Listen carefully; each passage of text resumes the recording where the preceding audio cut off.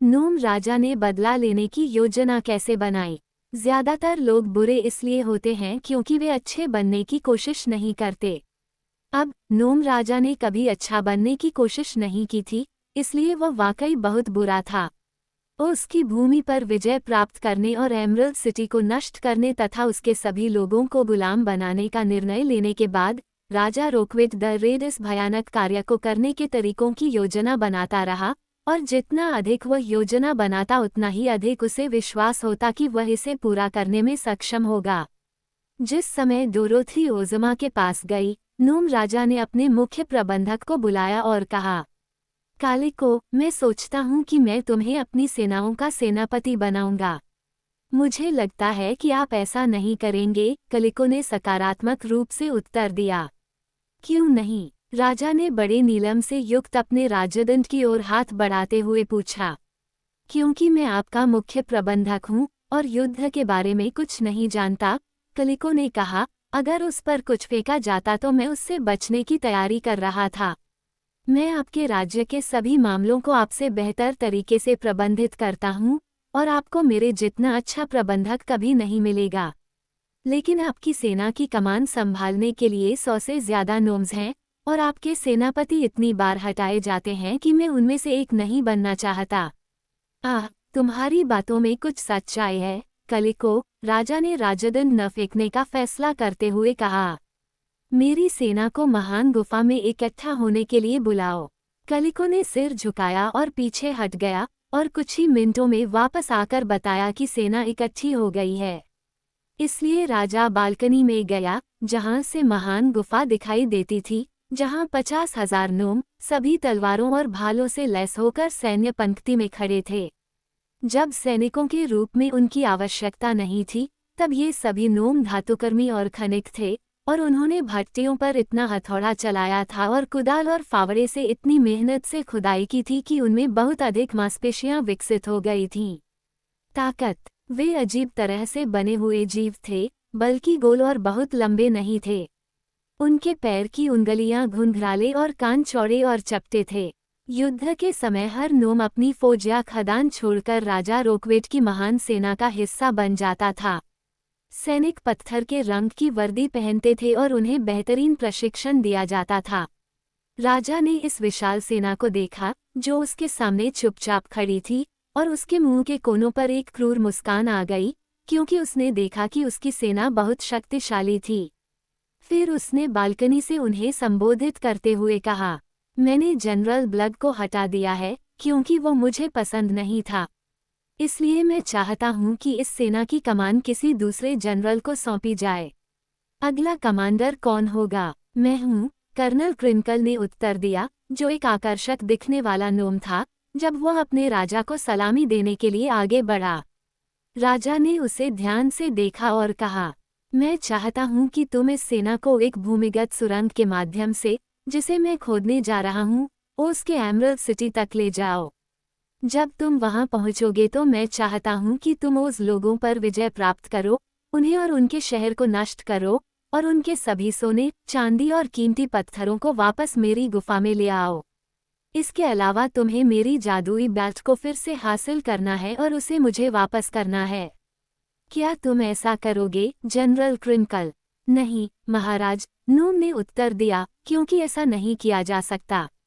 ओह, सचमुच? राजा ने कहा। फिर वह अपने सेवकों की ओर मुड़ा और बोला, कृपया जनरल क्रिंकल को यातना कक्ष में ले जाएं। वहां आप कृपया उसे पतले टुकड़ों में काट देंगे। उसके बाद आप उसे 7 सिर वाले कुत्तों को खिला सकते हैं। महाराज को प्रसन्न करने के लिए कुछ भी किया जा सकता है, सेवकों ने विनम्रतापूर्वक उत्तर दिया और दोषी व्यक्ति को ले गए। जब वे चले गए तो राजा ने पुनः सेना को संबोधित किया। सुनो, उसने कहा, मेरी सेनाओं की कमान संभालने वाले जनरल को मेरे आदेशों का पालन करने का वचन देना होगा। अगर वह विफल रहता है तो उसे बेचारे क्रिंकल की तरह ही भाग्य का साथ मिलेगा।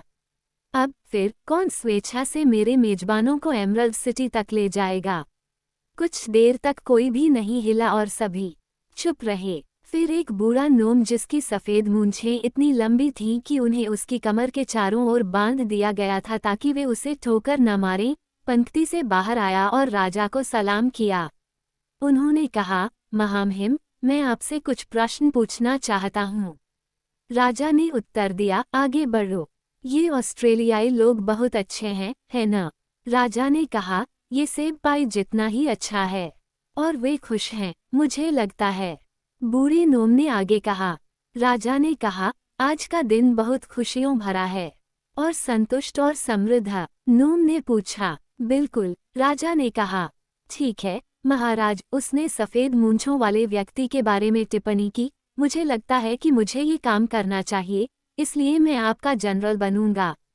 मुझे अच्छे लोगों से नफरत है, मैं खुश लोगों से घृणा करता हूँ।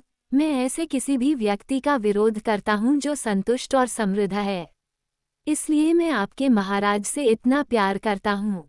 मुझे अपना जनरल बनाए और मैं वादा करता हूँ कि मैं उस लोगों को जीतूंगा और उन्हें नष्ट करूंगा।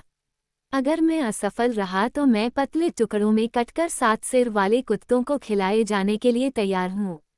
बहुत बढ़िया, वाकई बहुत बढ़िया। बात करने का यही तरीका है, रोकवेट द रेड ने कहा, जो बहुत खुश था। आपका नाम क्या है, जनरल? मुझे गुफ कहा जाता है, महाराज। ठीक है, गुफ, मेरे साथ मेरी निजी गुफा में चलो और हम इस पर बात करेंगे। फिर वह सेना की ओर मुड़ा। नोम्स और सैनिकों, उसने कहा, आपको जनरल गुफ के आदेशों का पालन करना है जब तक कि वो कुत्ते का चारा न बन जाए। जो कोई भी अपने नए जनरल की आज्ञा का पालन करने में विफल रहता है, उसे तुरंत फेंक दिया जाएगा। अब आप बर्खास्त हैं। गुफ राजा की निजी गुफा में गया और एक नीलम की कुर्सी पर बैठ गया और अपने पैरों को राजा के माणिक सिंहासन की भुजा पर रख दिया। फिर उसने अपना पाइप जलाया और अपनी जेब से निकाला हुआ कोयला राजा के बाएं पैर पर फेंका और उसका धुआं राजा की आंखों में उड़ाया और खुद को शांत किया। वो एक बुद्धिमान बूढ़ा नोम था और वह जानता था कि रोकवेट द रेड के साथ तालमेल बिठाने का सबसे अच्छा तरीका ये दिखाना था कि वो उससे डरता नहीं है। उन्होंने कहा, महाराज, मैं बातचीत के लिए तैयार हूँ। राजा खांसने लगा और अपने नए जनरल को क्रोध भरी निगाहों से देखने लगा। उन्होंने पूछा, क्या तुम्हें अपने राजा के साथ ऐसी स्वतंत्रता लेने में डर नहीं लगता? ओह नहीं, गुफ ने शांति से कहा, और उसने धुएं की एक माला उड़ाई जो राजा की नाक के चारों ओर घूम गई और उसे छींक आने लगी। आप एमरल्ड सिटी को जीतना चाहते हैं और मैं आपके सभी राज्यों में एकमात्र नोम हूँ जो इसे जीत सकता है। इसलिए जब तक मैं आपकी इच्छा पूरी नहीं कर लेता, तब तक आप मुझे चोट न पहुँचाने के लिए बहुत सावधान रहेंगे। उसके बाद, अच्छा, तो फिर क्या? राजा ने पूछा। जनरल ने उत्तर दिया, तब तो आप मेरे प्रति इतने आभारी होंगे कि आप मुझे चोट पहुँचाने की परवाह नहीं करेंगे। ये बहुत अच्छा तर्क है, रोकवेट ने कहा। लेकिन मान लीजिए कि आप असफल हो गए, तो ये स्लाइसिंग मशीन है। मैं इससे सहमत हूँ, गुफ ने घोषणा की। लेकिन अगर तुम वैसा ही करोगे जैसा मैं तुम्हें बताता हूँ तो कोई असफलता नहीं होगी। तुम्हारे साथ परेशानी यह है, रोकवेट, कि तुम पर्याप्त सावधानी से नहीं सोचते। मैं सोचता हूँ, तुम आगे बढ़ोगे और अपनी सुरंग के माध्यम से ओज में मार्च करोगे और पराजित हो जाओगे और पीछे हट जाओगे। मैं नहीं करूँगा, और मैं ऐसा नहीं करूँगा क्योंकि जब मैं मार्च करूँगा तो मेरे पास अपनी सारी योजनाएं होंगी और मेरे नोम्स की सहायता के लिए कई सहयोगी होंगे। राजा ने पूछा, इससे तुम्हारा क्या मतलब है? मैं समझाता हूँ, राजा रोकवेट। आप एक परिदेश पर हमला करने जा रहे हैं, और वह भी एक शक्तिशाली परिदेश पर। ओज में उनके पास बहुत ज्यादा सेना नहीं है, लेकिन जो राजकुमारी उन पर शासन करती है उसके पास एक परी की छड़ी है, और छोटी लड़की डोरोथी के पास आपकी जादुई बेल्ट है, और एमरल्ड सिटी के उत्तर में ग्लिंडा द गुड नामक एक चतुर जादूगरनी रहती है, जो हवा की आत्माओं को नियंत्रित करती है। इसके अलावा मैंने सुना है कि ओज़मा के महल में एक अद्भुत जादूगर है, जो इतना कुशल है कि लोग उसे प्रदर्शन करते देखने के लिए अमेरिका में पैसे देते थे। तो आप देख सकते हैं कि इस सारे जादू पर काबू पाना कोई आसान काम नहीं होगा। राजा ने गर्व से कहा, हमारे पास 50,000 सैनिक हैं। हाँ, लेकिन वे नोम्स हैं, गुफ ने टिप्पणी की। राजा की जेब से एक रेशमी रुमाल निकाला और उससे अपने नुकीले जूते पोंछे। नोम्स अमर हैं, लेकिन वे जादू में मजबूत नहीं हैं। जब आपने अपनी प्रसिद्ध बेल्ट खो दी तो आपकी खुद की अधिकांश शक्ति आपसे चली गई। ओज़मा के खिलाफ आप और आपके नोम्स बिल्कुल भी नहीं चल सकते थे। रोकवेट की आंखें गुस्से से चमक उठीं। तो फिर तुम स्लाइसिंग मशीन के पास जाओ, वह चिल्लाया। अभी नहीं, जनरल ने राजा की निजी तंबाकू थैली से अपना पाइप भरते हुए कहा। आप क्या करने का प्रस्ताव रखते हैं? राजा ने पूछा। मैं वह शक्ति प्राप्त करने का प्रस्ताव करता हूँ जिसकी हमें आवश्यकता है, गुफ ने उत्तर दिया। बहुत सारे दुष्ट प्राणी हैं जिनके पास उसकी भूमि को नष्ट करने और जीतने के लिए पर्याप्त जादुई शक्तियाँ हैं। हम उन्हें अपने पक्ष में कर लेंगे, उन सभी को एक साथ जोड़ देंगे और फिर ओज़मा और उसके लोगों को आश्चर्यचकित कर देंगे। जब आप जानते हैं कि कैसे करना है तो ये सब बहुत सरल और आसान है।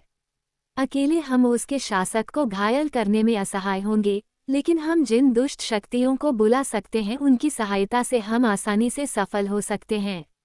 राजा रोकवेट इस विचार से बहुत प्रसन्न हुए, क्योंकि उन्हें एहसास हुआ कि यह कितना चतुराईपूर्ण विचार था। निश्चित रूप से, गुफ, तुम मेरे अब तक के सबसे महान जनरल हो, उसने कहा। उसकी आंखें खुशी से चमक रही थीं। तुम्हें तुरंत जाना चाहिए और हमारी सहायता के लिए बुरी शक्तियों के साथ व्यवस्था करनी चाहिए, और इस बीच मैं सुरंग खोदना शुरू कर दूंगा। मुझे लगा कि तुम मुझसे सहमत होगे, रोकवेट, नए जनरल ने जवाब दिया। मैं आज दोपहर ही विमसीज के प्रमुख से मिलने के लिए निकल जाऊंगा।